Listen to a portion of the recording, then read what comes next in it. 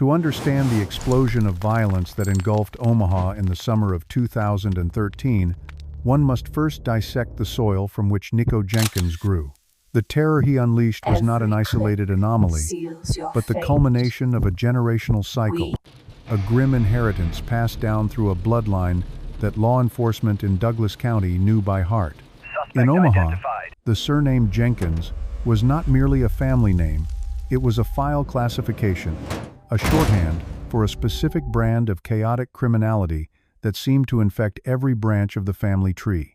The narrative of Nikko Jenkins did not begin with a gun in his hand in 2013, but rather decades earlier within a domestic environment defined by neglect and criminal indoctrination. He was born to David McGee and Lori Jenkins, two figures whose own lives were deeply entrenched in the criminal justice system. The household dynamics were less about child rearing and more about survival training for the streets. By the time Nikko was a toddler, the normalization of violence was complete. Relatives would later recount an atmosphere where criminal exploits were celebrated around the dinner table, where the police were the eternal enemy, and where aggression was the primary currency of social interaction. This indoctrination yielded results early. At the age of 7, Nikko was caught bringing a loaded .25 caliber handgun to his elementary school. It was a shocking transgression for a first grader. Yet in the context of the Jenkins-McGee household, it was merely an imitation of the adult world he observed daily. He was not expelled into a vacuum, but returned to the very environment that armed him. By age 11, he had been kicked out of the family home, bouncing between group homes and detention centers. His adolescence became a blur of assaults, thefts, and increasing volatility. The system tried to contain him, but the interventions were sporadic and ineffective against the sheer weight of his familial conditioning. The turning point came in 2003. At 17 years old, Nikko Jenkins was no longer a juvenile delinquent engaging in petty theft. He had graduated to armed felonies. He was arrested for 2 armed carjackings committed within days of each other. In one instance, he placed a gun to a woman's head, demanding her vehicle. The aggression was raw and unrefined, lacking the pseudo-religious justifications he would later adopt, but the capacity for lethal force was already present. He was tried as an adult, convicted, and sentenced to 21 years in prison. For most 17-year-olds, a lengthy prison sentence is a catastrophic end to their youth. For Nikko, it was an education. He entered the Nebraska Department of Correctional Services in late 2003, an angry teenager with a history of behavioral issues. He would spend the next 10.5 years inside, a period that would fundamentally dismantle his psyche and reconstruct it into something far more dangerous. The prison system, designed to punish and rehabilitate, instead became the incubator for the monster that would eventually stalk the streets of Omaha. His time at the Tecumseh State Correctional Institution and other facilities was characterized not by reform, but by constant warfare. Nikko did not keep his head down. He engaged in dozens of altercations, accruing a disciplinary record that read like a rap sheet of its own. He participated in riots, assaulted fellow inmates, and attacked correctional officers. This chronic non-compliance had a severe consequence: segregation. Nikko spent approximately half of his 10-year incarceration in solitary confinement. It was in the silence of the hole that the true deterioration began. Humans are social creatures, and prolonged isolation, particularly for a developing mind already prone to instability, can be psychologically corrosive. Locked in a small cell for 23 hours a day, with limited human contact and no sensory stimulation, Nikko turned inward. The reality of the prison block faded, replaced by the reality of his own fracturing mind. He began to obsess over mythology, specifically ancient Egyptian lore, twisting historical texts into a personal theology that centered on Apophis, the serpent god of chaos. The solitude also fostered a gruesome habit of self-mutilation. Long before he ever carved numbers into his forehead in a courtroom, Nikko was experimenting with pain and modification in his cell. He began tattooing his face, an act of defiance that marked him permanently as an outsider. More disturbingly, he sliced his own tongue, splitting the tip to resemble a serpent's fork, a physical manifestation of his allegiance to the snake god he believed was whispering to him. These were not merely acts of boredom, they were rituals. The physical pain grounded him as his mental grip on reality loosened. During this decade of incarceration, the Jenkins family legacy outside the walls continued to spiral. His father, David McGee, died in 2009, an event that reportedly devastated Nikko and severed one of his few remaining tethers to the outside world. Meanwhile, his sisters and cousins were building their own criminal records, reinforcing the collective reputation of the clan. Inside prison, Nikko was aware of this. He maintained contact with the family, the toxicity of the outside flowing in through letters and calls, while the toxicity of the prison flowed out. As his mandatory discharge date approached in 2013, the alarm bells within the Nebraska Department of Correctional Services began to ring deafeningly loud. Mental health professionals who evaluated Nikko painted a terrifying picture. Dr. Eugene Oliveto, a psychiatrist who assessed him, noted his bipolar disorder, his sociopathic tendencies, and his alarming obsession with violence. Nikko himself was not shy about his intentions. In letters to the ombudsman and prison officials, he explicitly threatened that he would kill upon release. He claimed he was hearing voices, that Apophis was commanding him to offer blood sacrifices. The system found itself in a paradoxical bind. Nikko Jenkins was clearly dangerous. He had spent years in solitary confinement, had accrued endless disciplinary infractions, and was verbally promising to commit murder. Yet, under Nebraska state law at the time, he had jammed out. He had served his time. The 21-year sentence, mitigated by good time laws that automatically halved sentences to manage overcrowding, meant his debt to society was technically paid.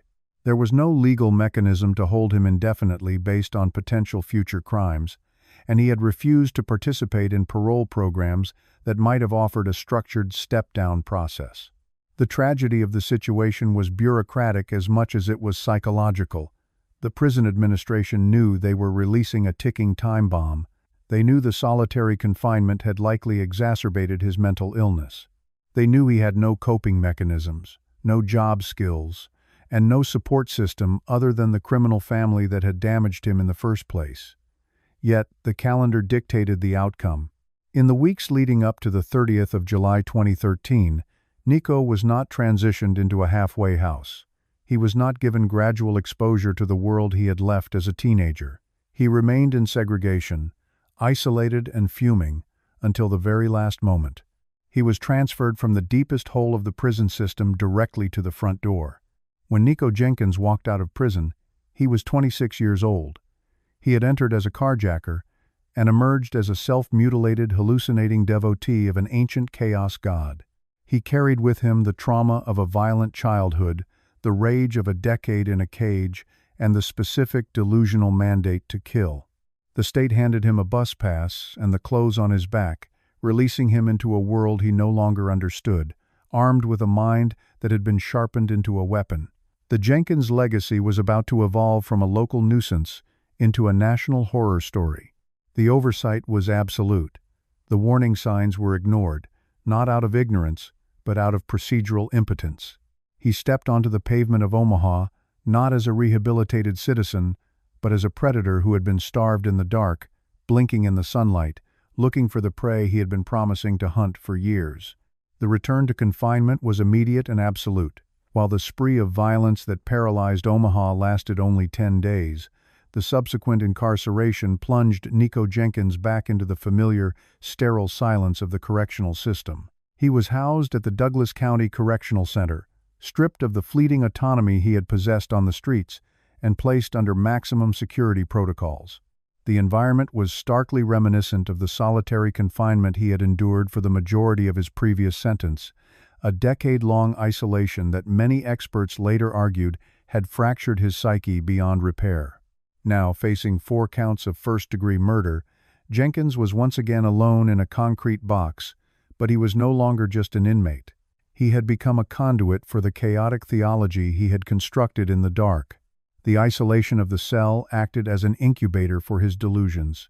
Without the external stimulation of the world, the voice of the serpent god Apophis which Jenkins claimed had ordered the killings to correct an ancient imbalance, grew deafening. The prison staff observed a rapid and disturbing deterioration in his behavior. This was not merely the restlessness of a caged man, it was a performative and grotesque descent into madness. Jenkins began to spend hours pacing his cell, engaging in loud, guttural conversations with unseen entities. He spoke in a strange, rhythmic cadence, a glossolalia that he insisted was the language of the Sycorax and the ancient Egyptian pantheon. The howling began shortly after, echoing through the cell block at all hours, a primal sound that unnerved both guards and fellow inmates. The physical manifestation of his mental collapse soon followed. Denied weapons to harm others, Jenkins turned his aggression upon his own flesh. The self-mutilation he engaged in during this period was severe, ritualistic, and performed with a grim determination that baffled correctional officers. In a profound act of devotion to the serpent god, Jenkins sought to reshape his own anatomy to resemble the reptilian deity he worshipped. Using improvised blades, shards of metal, or sharpened plastic, surrendered by the few objects allowed in his cell, he began the process of bifurcation. He sliced his tongue down the center, enduring excruciating pain to create a forked effect. This was not a superficial cut. It was a deep, structural alteration intended to mimic a snake. When he spoke or howled, the split tongue moved independently, a horrific visual confirmation of his total commitment to his delusion.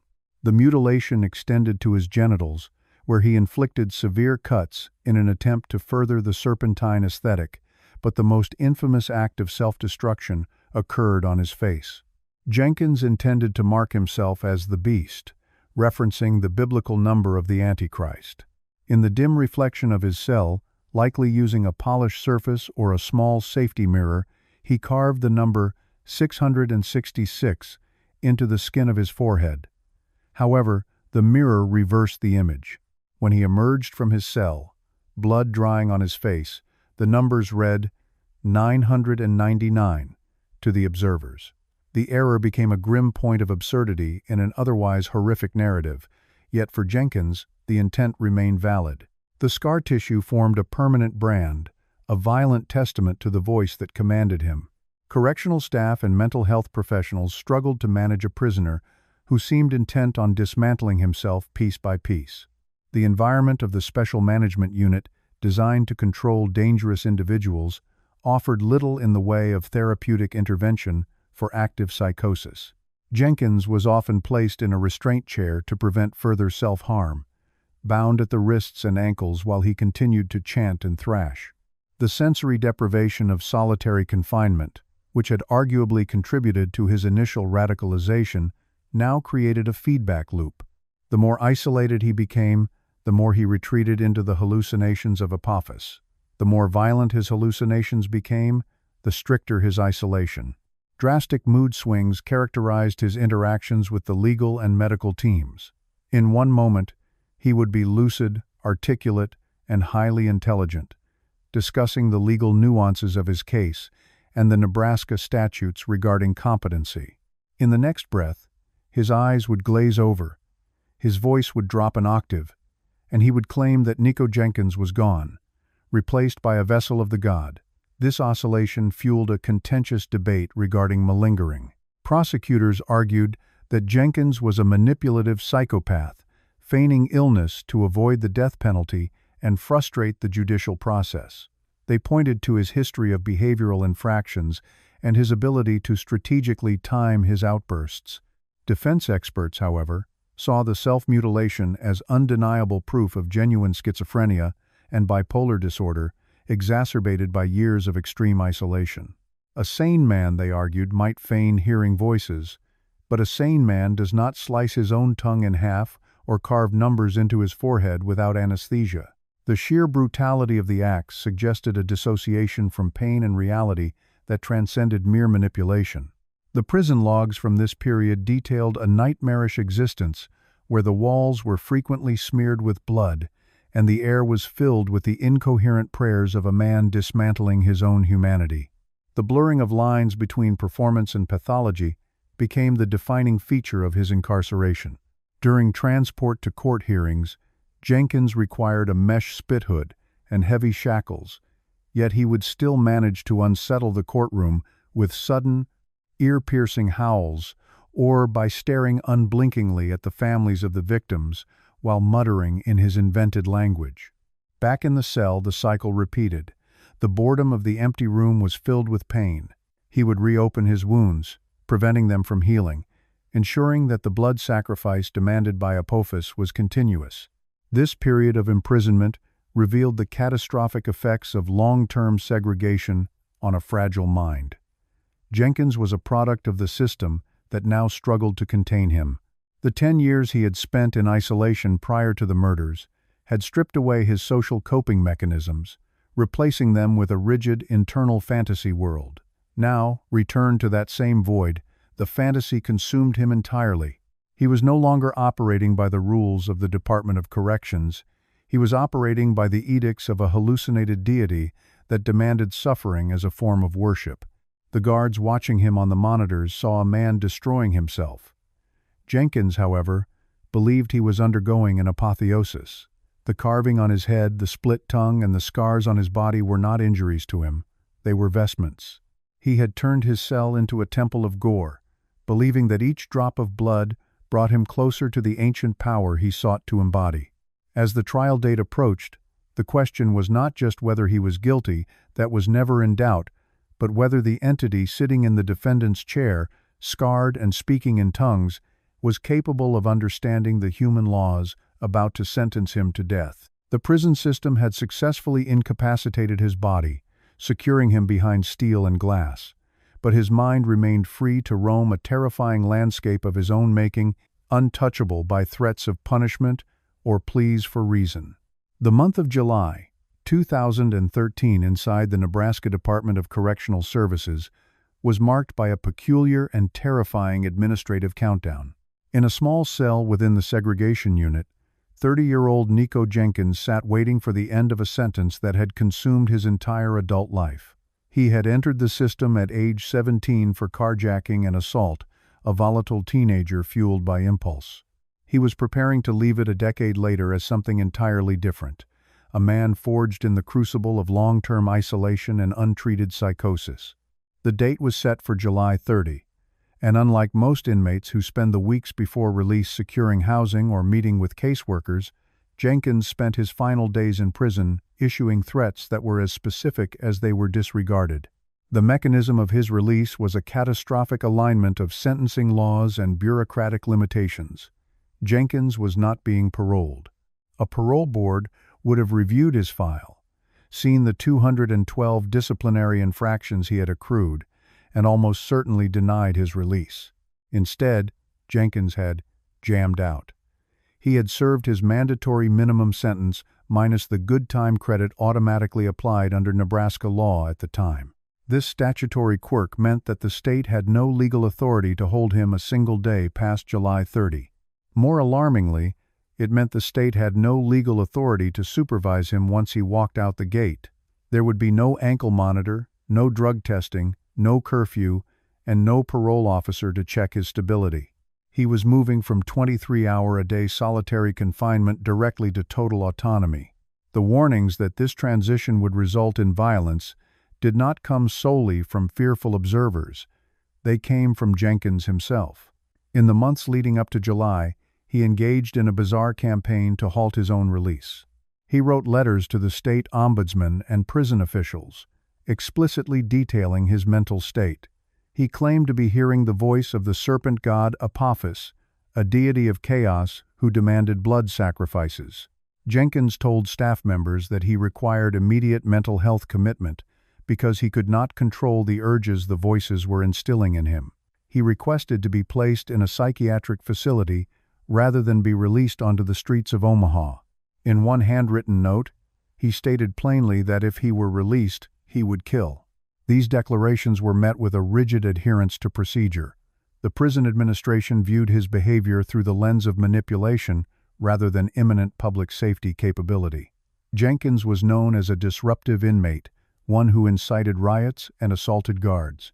His claims of hearing ancient Egyptian gods were interpreted by some staff as malingering, a tactic to secure a transfer to a hospital setting, which might offer more comfort than the stark walls of the segregation unit. While mental health professionals within the Department of Correctional Services did evaluate him, the consensus required for an involuntary civil commitment was never reached. Dr. Eugene Oliveto, a psychiatrist who assessed Jenkins, noted his terrifying potential, describing him as among the most dangerous individuals he had ever encountered. Yet, the diagnosis wavered between schizophrenia, bipolar disorder, and personality disorders with psychopathic features, creating a clinical ambiguity that the legal system failed to navigate in time. As the days in July ticked away, the warnings became part of the static of prison administration. The system was designed to house and release, not to predict and prevent with the nuance required for a case like Jenkins. His file was a litany of red flags. He had spent more than half of his 10-year sentence in solitary confinement, a practice known to exacerbate underlying mental illness. He had little to no rehabilitation programming because his behavioral issues constantly disqualified him from participation. He was a man who had been stored away in the dark, allowed to fester in his delusions, and was now being brought into the light without a filter. The impending release caused ripples of anxiety among those who knew the Jenkins family history. The family name was already well known to Omaha law enforcement, associated with a multi-generational cycle of crime and incarceration. Intelligence reports within the prison suggested Jenkins intended to resume criminal activities immediately, yet the legal threshold to hold him remained unmet. The state officials faced a binary choice, dictated by statute: release him or violate his civil rights by holding him past his sentence expiration. They chose the statute. On the morning of the 30th of July 2013, the protocols for discharge were initiated. There was no fanfare, only the bureaucratic processing of a number. Jenkins exchanged his prison whites for civilian clothes that didn't quite fit the persona he had constructed for himself in the dark of his cell. He was given his meager personal property and the standard gate money provided to assist with the first few days of freedom. He signed the necessary paperwork, which notably lacked any agreement to supervision conditions. When the heavy steel doors of the facility opened, Nikko Jenkins stepped out into the humid Nebraska summer air, a free man. The transition was jarringly abrupt. One minute he was in a controlled environment, where every movement was dictated by guards and bells. The next, he was standing in a parking lot, the vastness of the horizon stretching out before him. There was no handler waiting to drive him to a halfway house. There was no mandatory check-in scheduled for the following morning. The structure that had contained his violent impulses, however imperfectly, had evaporated instantly. He was picked up by family members, the very network officials feared would enable his worst tendencies. As the car drove away from the prison, the distance between Jenkins and the orderly world widened. He was returning to Omaha not as a reformed citizen, but as a weapon that had been sharpened for 10 years and then discarded by its maker.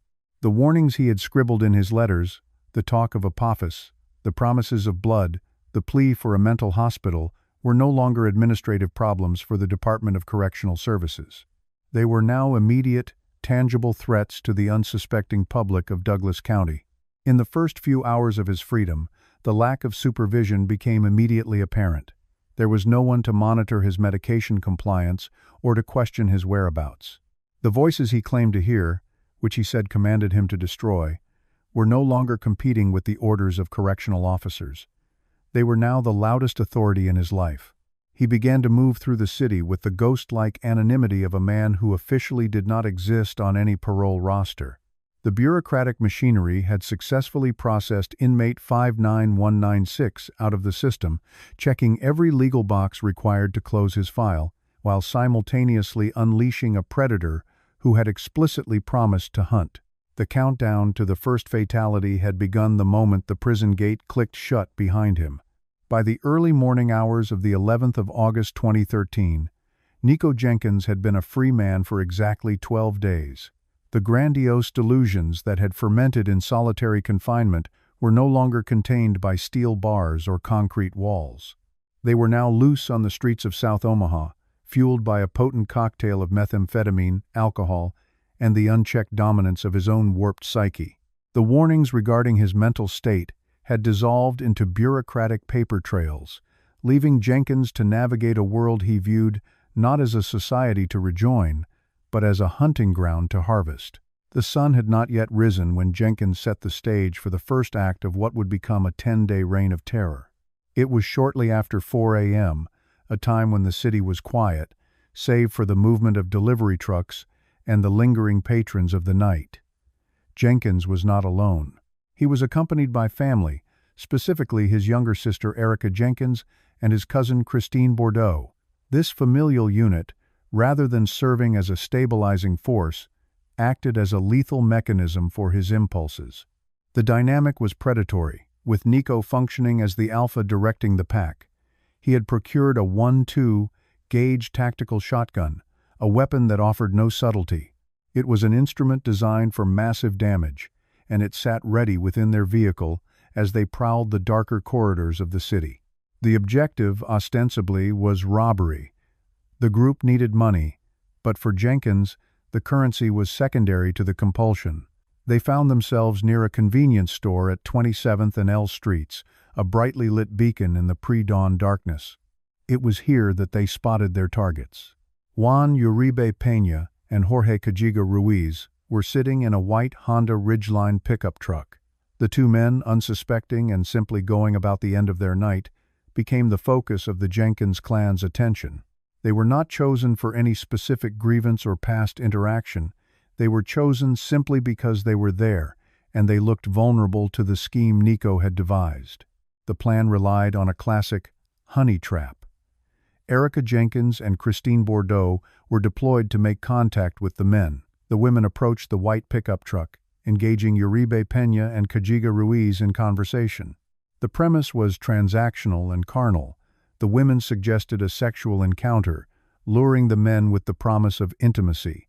The victims, believing they had stumbled upon a casual late-night tryst, agreed to follow the women to a more secluded location. They had no way of knowing that the transaction was a facade and that the women were merely the bait attached to a deadly hook.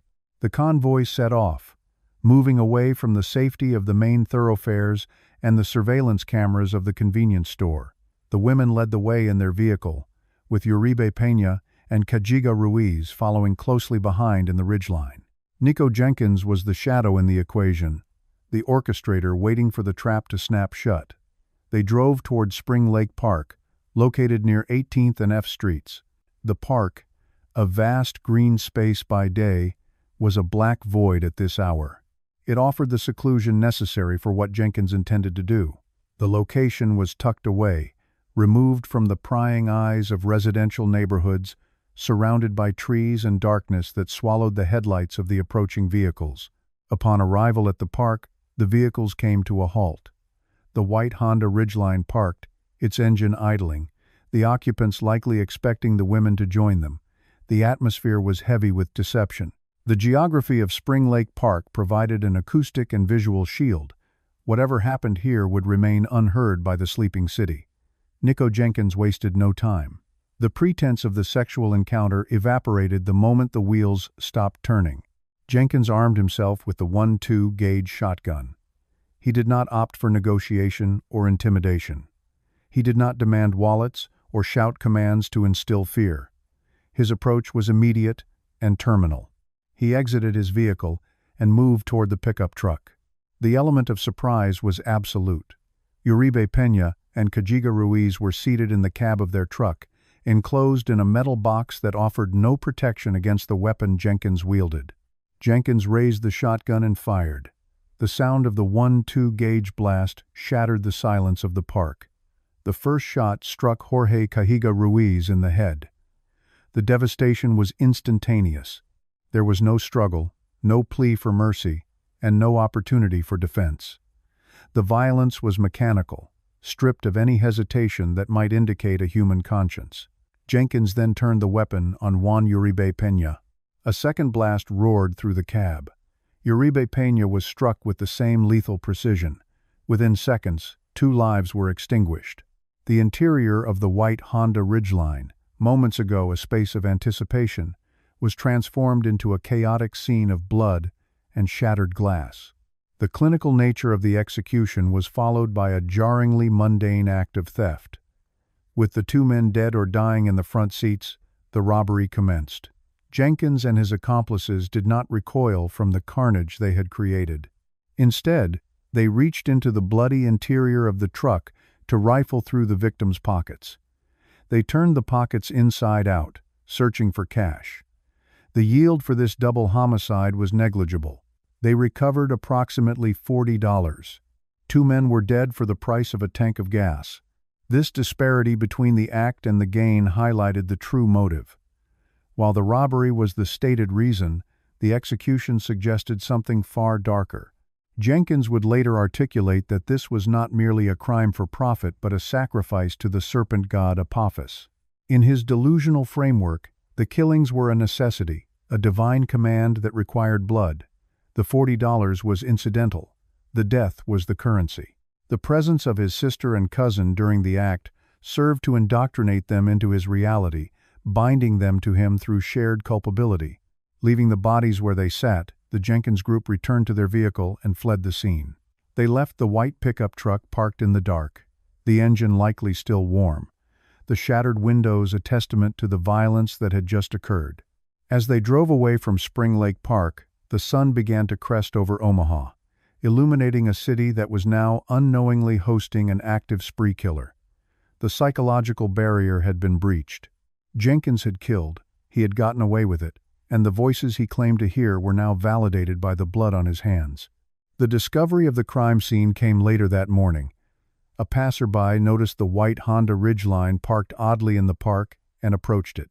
The gruesome reality of the interior prompted an immediate call to emergency services.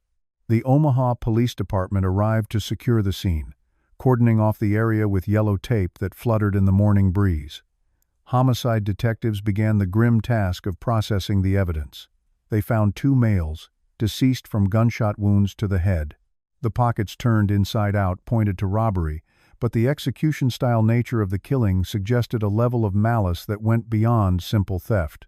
Forensic technicians combed the grass and the pavement for shell casings.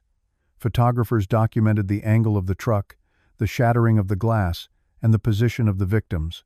At this early stage, the investigators had little to go on. There were no witnesses to the shooting itself, and the location was devoid of surveillance cameras. The victims, Uribe Peña and Cajiga Ruiz, were hard-working men with no apparent ties to gang violence or high-risk criminal activity that would explain such a targeted hit. They appeared to be victims of opportunity, wrong place, wrong time. The police were operating in a vacuum of information.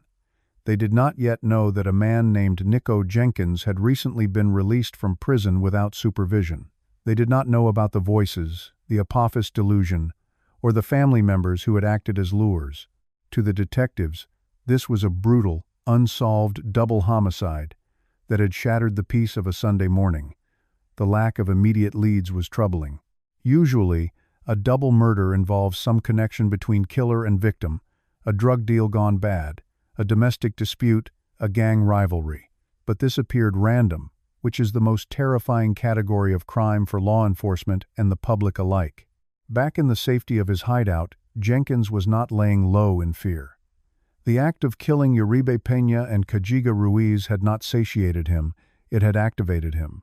The adrenaline, the power, and the delusional affirmation created a momentum that would not easily be slowed. He had crossed the threshold from a troubled ex-convict to a predator. The $40 stolen from the victims was likely spent quickly, perhaps on more methamphetamine to fuel the next cycle of mania. The .22 gauge shotgun was not disposed of. It was kept close, a totem of his newfound power. The impact on the families of Uribe Peña and Cajiga Ruiz was catastrophic. In an instant, fathers, sons, and friends were removed from the world. The community of South Omaha began to whisper about safety, about the darkness in the parks, and about the randomness of violence. Meanwhile, the clock was ticking. Jenkins was free, armed, and emboldened by the silence of the police scanners regarding a suspect. He had tested the waters of homicide and found them to his liking. The 11th of August marked the beginning of the spree. the opening salvo in a war Nikko Jenkins had declared on the city of Omaha, a war that was destined to escalate rapidly in the coming days. The double homicide was not an isolated incident, it was a prologue. Uneasy quiet that settled over the neighborhoods. But the predator was not hiding in the shadows of the unknown, he was reaching out to those standing directly in the light of his past. The panic generated by the double homicide in Spring Lake Park had barely begun to register with local law enforcement before Nikko Jenkins turned his attention toward a target closer to home. This was not to be a crime of opportunity against a stranger, but a calculated execution of a friend. On the morning of the 19th of August 2013, the chaotic energy driving Jenkins shifted from random predation to a specific, intimate betrayal. Curtis Bradford, a 22-year-old acquaintance who had known Jenkins from their time within the Nebraska correctional system, became the focus of the next mission. In the twisted hierarchy of the streets, prison time usually forged a bond, an unspoken contract of mutual protection. Bradford, recently released and trying to navigate his own path, believed that this bond held weight.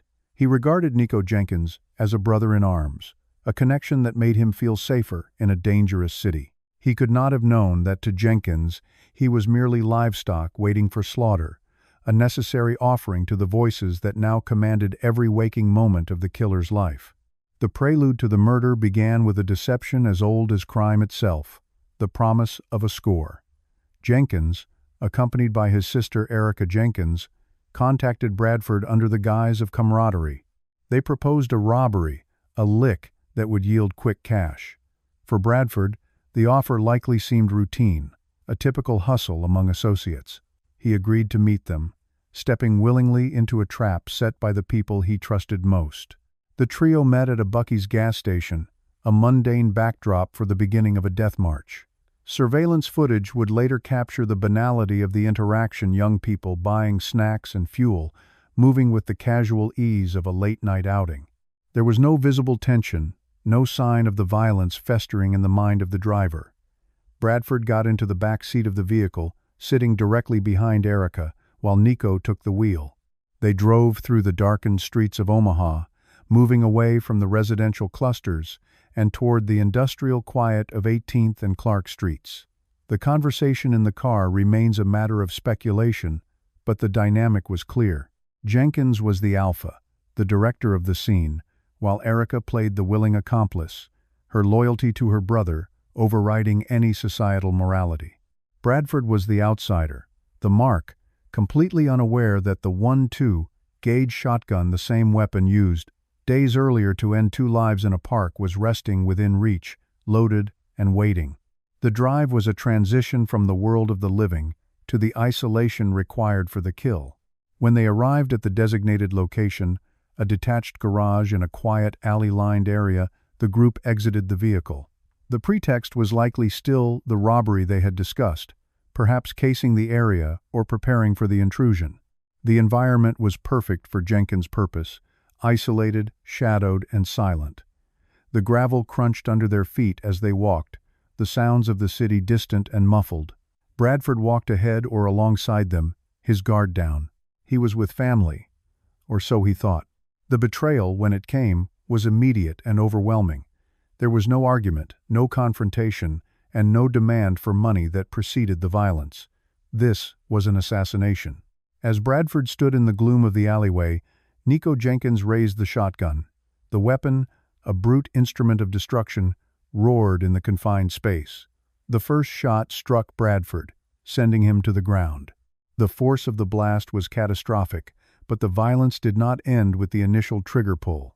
In the chaotic aftermath of the first shot, the true depth of the depravity shared between the siblings revealed itself. According to later testimony and the reconstruction of events, the killing became a shared act. While Nikko was the architect of the doom, the participation of Erica Jenkins solidified the pact of blood. As Bradford lay dying on the pavement, helpless and bleeding, the finality of the act was delivered. A second shot was fired, ensuring that there would be no survival, no witness, and no mercy. The specific ballistics would later paint a grim picture of execution-style efficiency, but the emotional reality was far darker. Curtis Bradford looked into the faces of people he laughed with, people he trusted, and found only executioners. The silence that followed the gunfire was heavy, broken only by the hurried movements of the killers. With Bradford dead, the motive shifted instantly from murder to scavenging. They did not flee immediately in a panic. Instead, they approached the body of their former friend. The robbery, which had been the lie used to lure Bradford, became a reality, but the victim was Bradford himself.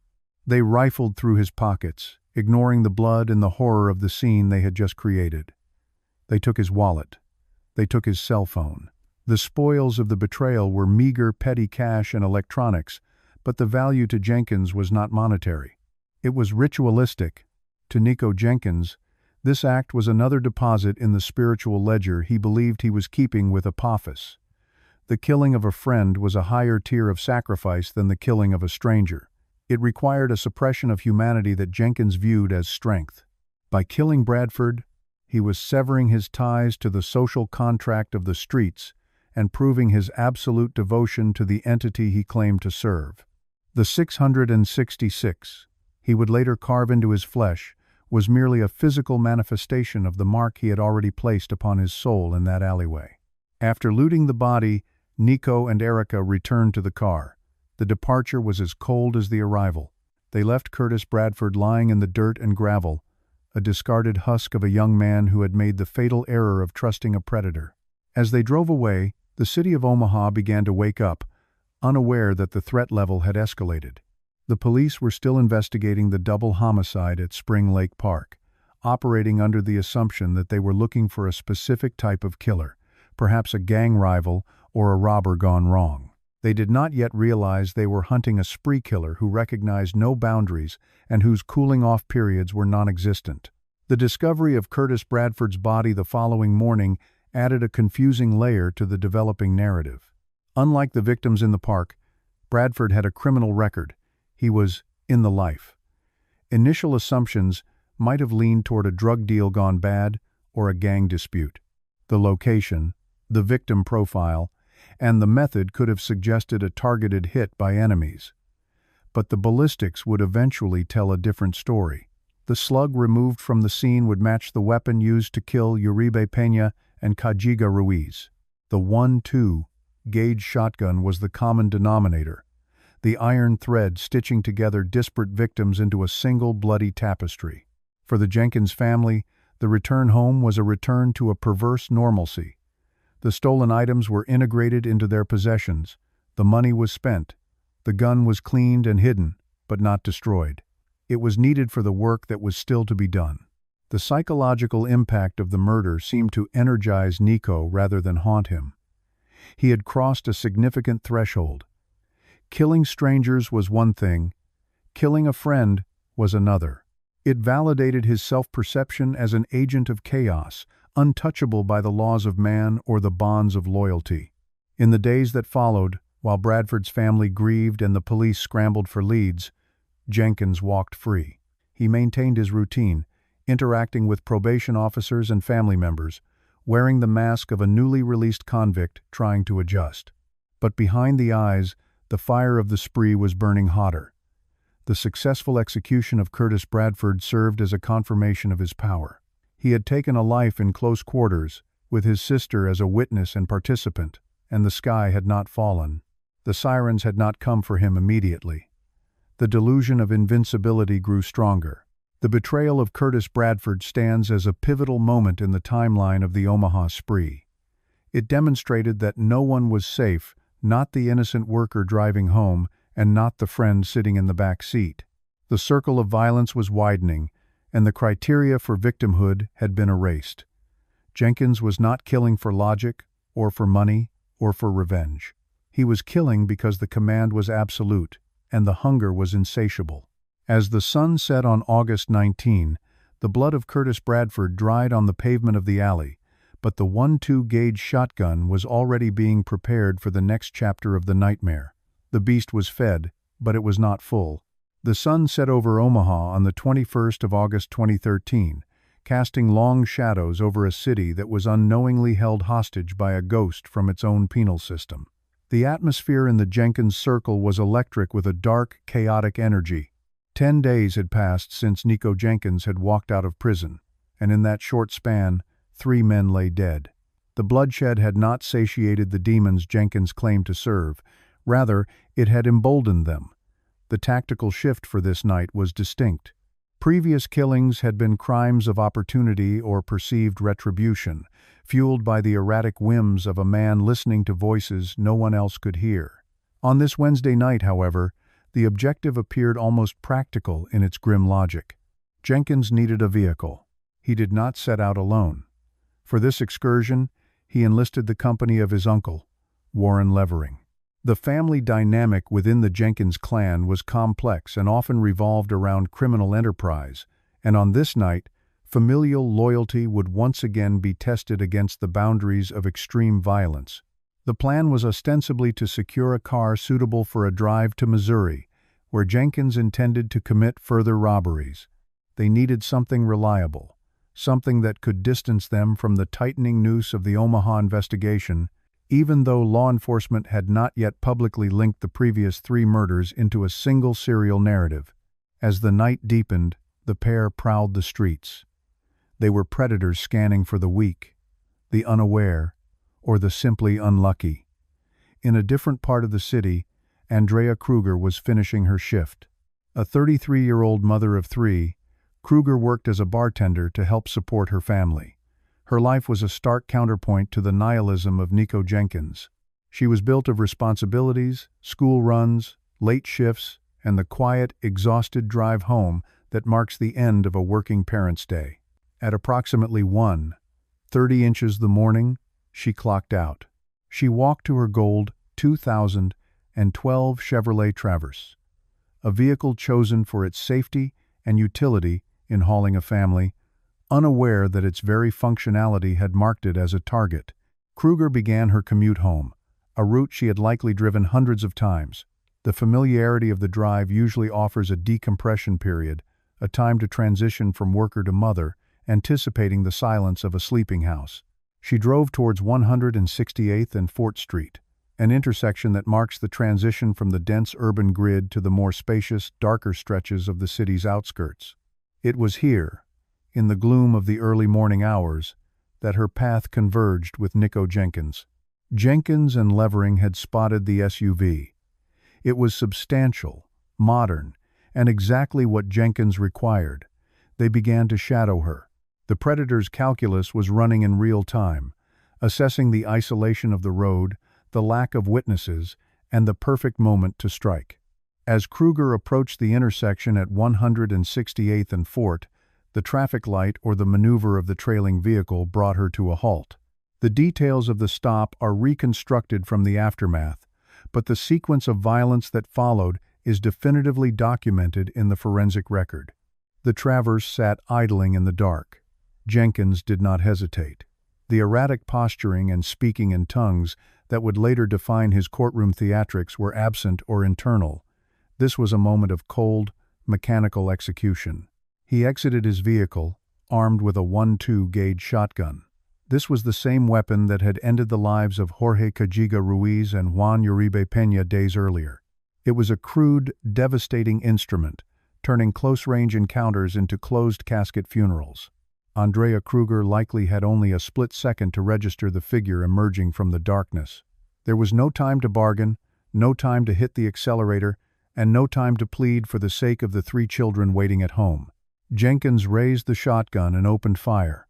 The stillness of the suburban night was shattered by the deafening roar of the .22 gauge. He did not fire a warning shot. He fired to kill. 4 shots were discharged. The blasts decimated the driver's side window and struck Kruger with catastrophic force. The violence was excessive, a hallmark of Jenkins' spree. It was not enough to incapacitate. The intent was to obliterate. Glass shards scattered across the asphalt and the interior of the car, mixing with the blood of the victim. The mother of 3 slumped over in the driver's seat, her life extinguished in a senseless burst of aggression over a piece of machinery. But the crime was not finished. The objective was the car, and the body was an obstacle. In a display of profound inhumanity, Jenkins and Levering approached the shattered vehicle. They opened the door, the air thick with the smell of gunpowder and blood. They grabbed Andrea Kruger's body and pulled her from the sanctuary of her car. She was left lying in the middle of the intersection, discarded on the cold pavement like debris. The callousness of the act underscored the total lack of empathy that defined Jenkins's psychological state. To him, she was not a human being. She was an inconvenience to be removed. Jenkins climbed into the driver's seat of the stolen Traverse, sitting amidst the immediate aftermath of the murder. Levering returned to their original vehicle.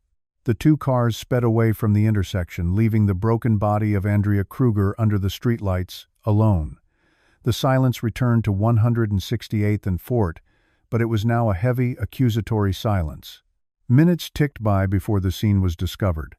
A passing citizen or patrol noticed the body in the road, a sight so incongruous with the quiet neighborhood that it took a moment to process the reality of it. When first responders arrived, there was nothing to be done for Andrea.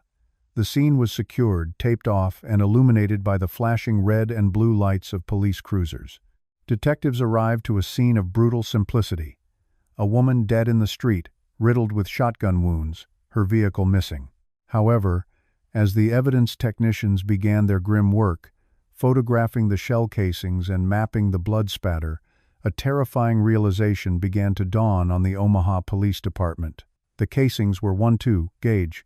The method of execution, overwhelming firepower at close range, echoed the double homicide at Spring Lake Park just 10 days prior. The ballistics would soon confirm the worst fears of the department.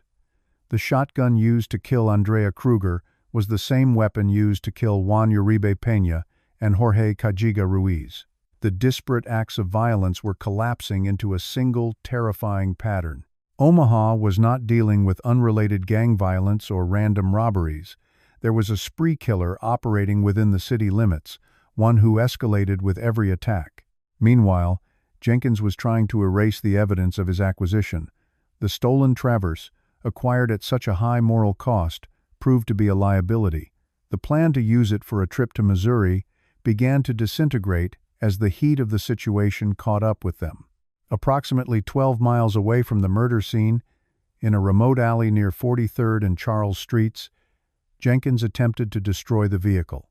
He doused the interior with accelerant and attempted to ignite it, hoping to burn away fingerprints, DNA, and the psychic weight of the murder. However, the fire failed to consume the vehicle entirely. It smoldered but did not incinerate the evidence. Law enforcement would recover the SUV later that evening. Inside, despite the attempt at arson, lay a treasure trove of forensic evidence. The botched disposal of the vehicle was a critical error in Jenkins's chaotic strategy. It provided a direct physical link between the killer and the victim, supplementing the ballistics evidence that was already drawing a circle around him. As the sun rose on August 22, the city of Omaha woke up to a nightmare. The news of Andrea Kruger's murder broke with shattering impact. This was not a gang member killed in a dispute. This was an innocent woman, a mother, executed on her way home from work. The randomness of the target selection sent a shockwave of panic through the community. If Andrea Kruger wasn't safe at an intersection in a quiet part of town, no one was safe. The police were under immense pressure. The connection between the four murders was becoming undeniable. The timeline was compressed and horrifying. August 11, the double homicide in the park. August 19, Curtis Bradford. August 21, Andrea Kruger. 4 bodies in 10 days. The frequency was accelerating. The cooling-off periods, usually associated with serial killers, were non-existent. Jenkins was running hot, fueled by a delusion that he was untouchable, protected by the ancient entities he claimed to converse with. Inside the investigation room, the net was tightening. The name Nikko Jenkins was already on the radar due to the Bradford investigation and his recent release, but the Kruger murder elevated him to the prime suspect. Security footage from a nearby gun store would eventually surface, showing Jenkins and his sister purchasing the very ammunition used in the attacks. The purchase of .12 gauge slugs and buckshot, captured on video, would serve as a prelude to the carnage on the streets. For the family of Andrea Kruger, the morning brought the devastation of a knock on the door that every family fears. The narrative of her life was brutally truncated, shifting from a story of a hardworking mother to a tragic chapter in a spree killer's manifesto. The community rallied, but the fear was palpable. People looked at other drivers differently at stoplights. They checked their locks. The shadows of Omaha seemed deeper, hiding men who spoke in tongues and carried shotguns. Jenkins, however, remained in the grip of his mania. The murder of Kruger did not bring him the utility he sought. The car was abandoned, but it fed the dark mythology he was building around himself. He had struck again, and he was still free.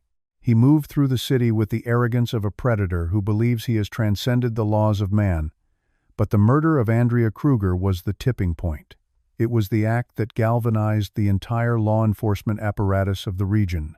The erratic behavior, the loose lips of accomplices, and the physical trail of casings and vehicles were converging. The spree had reached its crescendo. The silence of the intersection at 168th and Fort was temporary. The noise of the coming arrest and the bizarre, theatrical trial that would follow was about to begin. The Beast of Omaha had claimed his final victim, but the cage was finally swinging shut. Int was the catalyst that finally aligned the disparate threads of the investigation into a single, terrifying picture. The Omaha Police Department and the Douglas County Sheriff's Office, previously working parallel tracks on what appeared to be isolated incidents, began to fuse their findings. The first critical bridge was built not on witness testimony, but on the cold certainty of ballistics.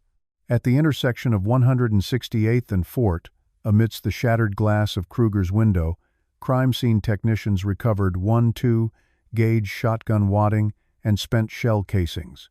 These were not standard target loads.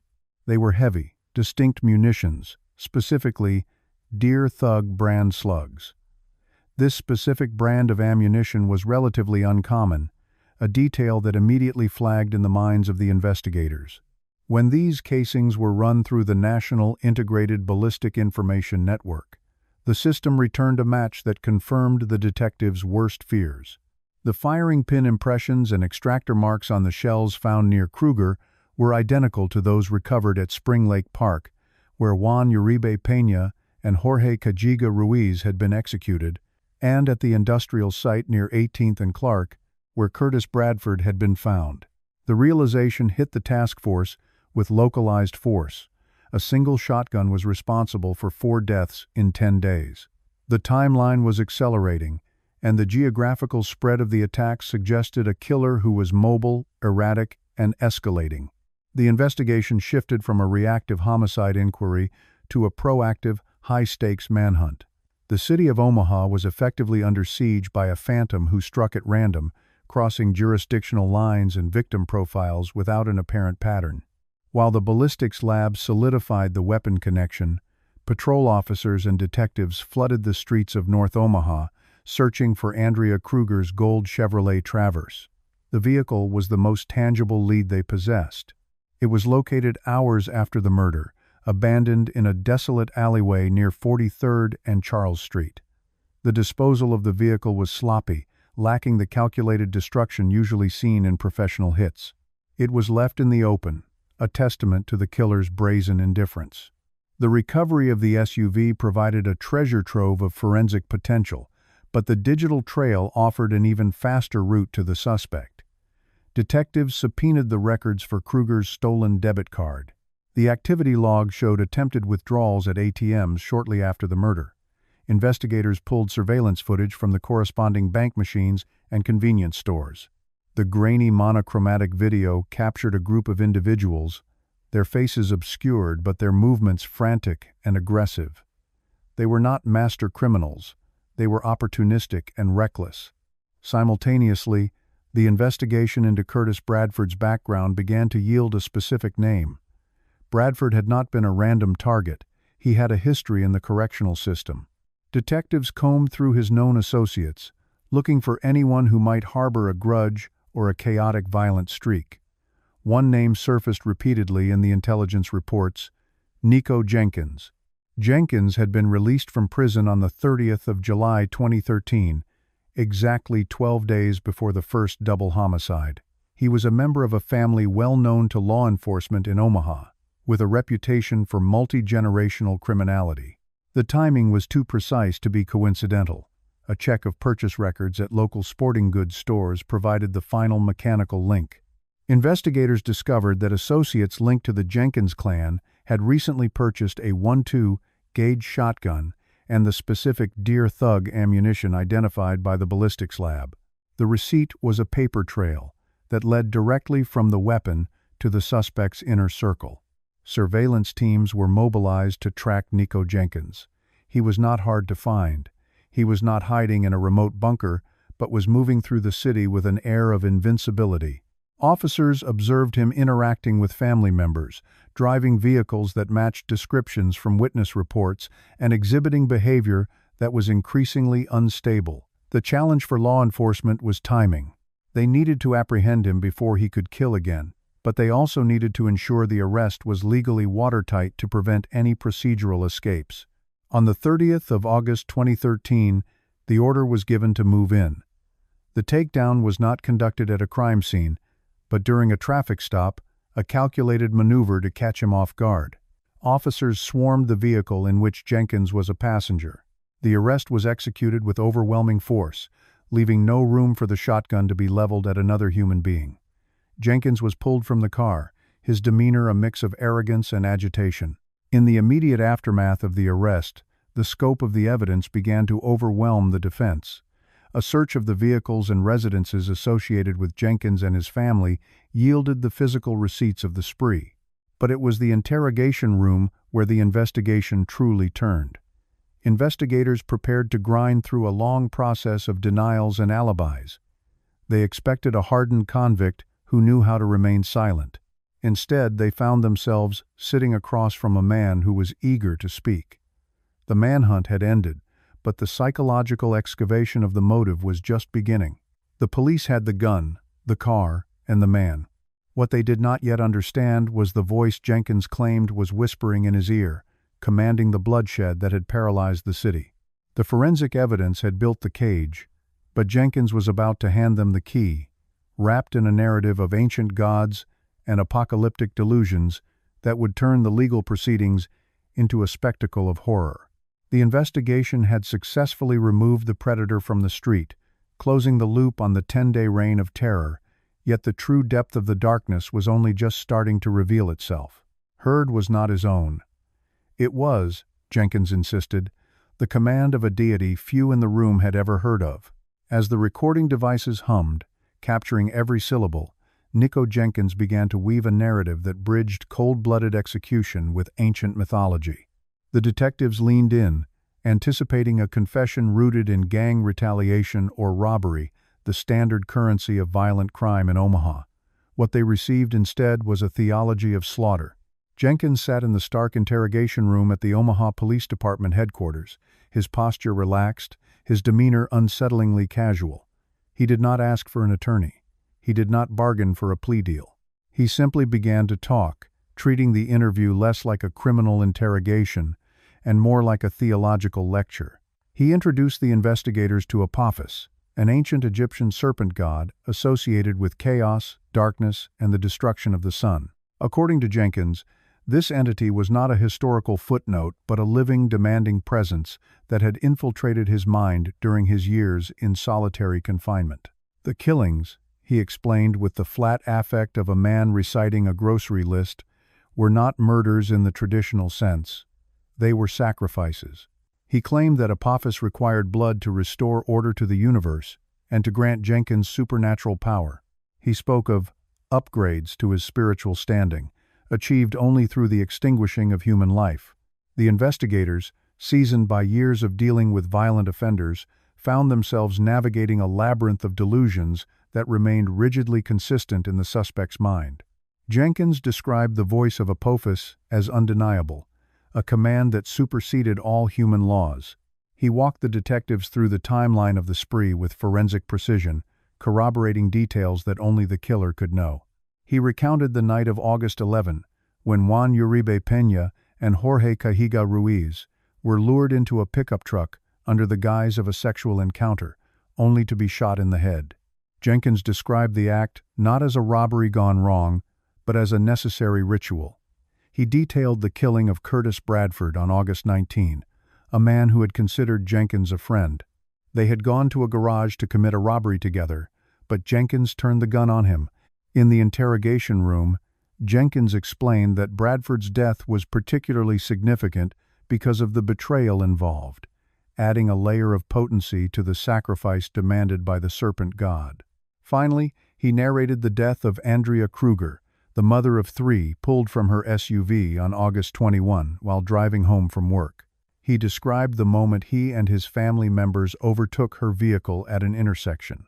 He admitted to pulling her from the driver's seat and shooting her multiple times in the street. The theft of her Chevrolet Traverse was incidental, a mere convenience for fleeing the scene. The primary objective had always been the kill itself. Throughout this recitation, Jenkins displayed no physical signs of distress or remorse. His pulse did not appear to race. He did not weep. He sat in the metal chair, occasionally gesturing with his hands, explaining that he had no choice in the matter. The gods had spoken, and he was merely their vessel. Crucially, Jenkins did not shoulder the blame alone, though he took credit for the fatal shots. He implicated his family members, his sister Erica, his cousin Christine Bordeaux, and his uncle Warren Levering, positioning them as accomplices in his holy war. He described how they assisted in luring victims or securing transport, painting a picture of a perverse family outing centered on homicide. He claimed that the women in his family were also under the influence of the spiritual directives he received, or at least under his command, as the high priest of this violent sect. The interrogation revealed a terrifying dichotomy. Jenkins was clearly suffering from profound mental disturbances, yet he possessed the cognitive ability to plan, execute, and cover up complex crimes. He knew how to destroy evidence. He knew how to wipe down vehicles. He knew how to evade capture for 10 days. This blend of psychosis and predation fascinated and horrified the legal team assembling behind the glass. They realized that the defense would inevitably hinge on insanity, but Jenkins's clear recollection of events and his ability to articulate his motive, however bizarre, complicated the narrative. As the hours passed, the scope of Jenkins's worldview became clearer. He believed the Nebraska Department of Correctional Services had broken his mind during his previous 10-year sentence, specifically citing his time in solitary confinement as the incubation period for Apophis. He argued that the prison system had manufactured the monster sitting before them. He spoke in tongues periodically, muttering unintelligible incantations that he claimed were the language of the gods, before switching back to clear, street-hardened English to answer a detective's question about the caliber of ammunition used. By the end of the session, the authorities had more than enough to secure a conviction. They had a full, recorded confession detailed with non-public information. They had the weapon. They had the accomplices. But they also had a defendant who viewed the courtroom not as a place of judgment, but as a stage. Jenkins ended the interrogation feeling vindicated, believing he had finally explained his truth to a world that could not understand the cosmic war he was fighting. The detectives walked out of the room with the case closed, but the legal system was about to inherit a defendant who would turn the upcoming trial into a grotesque spectacle of self-mutilation and madness. The Apophis revelation was not an end, but the opening act of a bizarre judicial saga, a venue for justice, but as a platform for theatrical madness.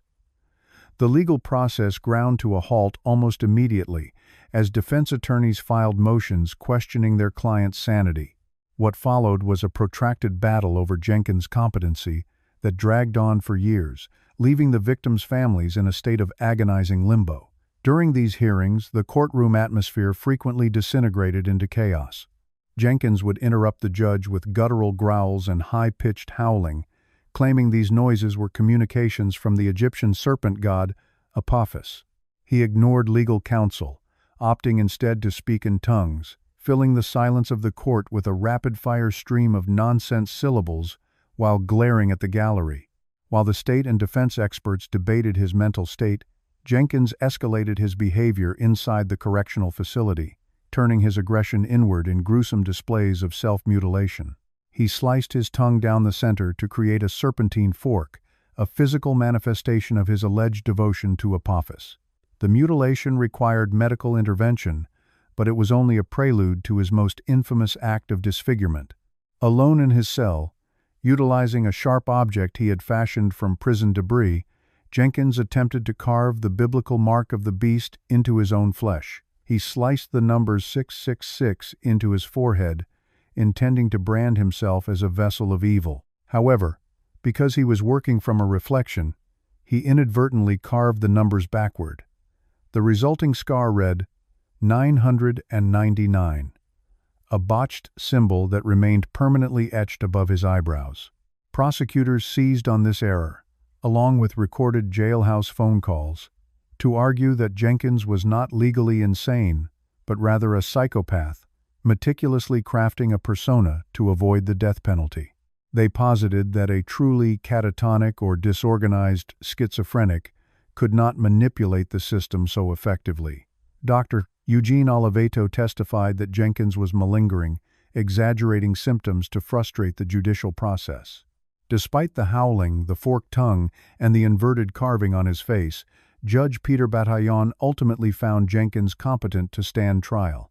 The ruling stated that while Jenkins possessed a personality disorder, he understood the nature of the proceedings and had the capacity to assist his attorneys, even if he willfully chose to sabotage them at every turn.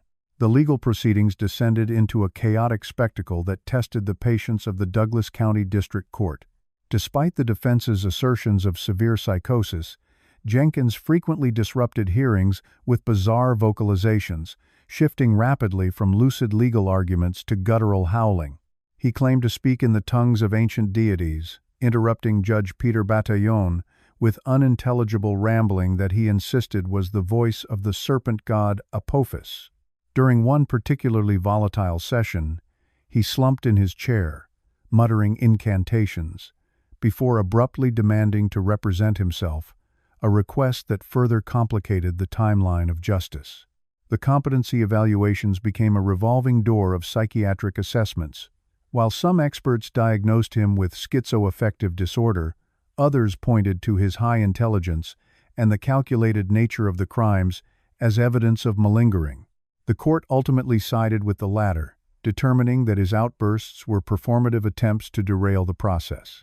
Jenkins was deemed fit to stand trial and subsequently pleaded no contest to all 4 counts of first-degree murder, a move he claimed was directed by his divine commanders. In May 2017, nearly 4 years after the spree killings terrorized Omaha, a 3-judge panel convened to decide his fate. They weighed the aggravating circumstances against his claims of mental illness. The judges found the murders to be exceptionally depraved, noting the lack of remorse and the predatory nature of the attacks. Rejecting the notion that his mental state mitigated the severity of his actions, the panel handed down the ultimate punishment. Nikko Jenkins was sentenced to death, finally ending the courtroom theatrics and securing his place on Nebraska's death row.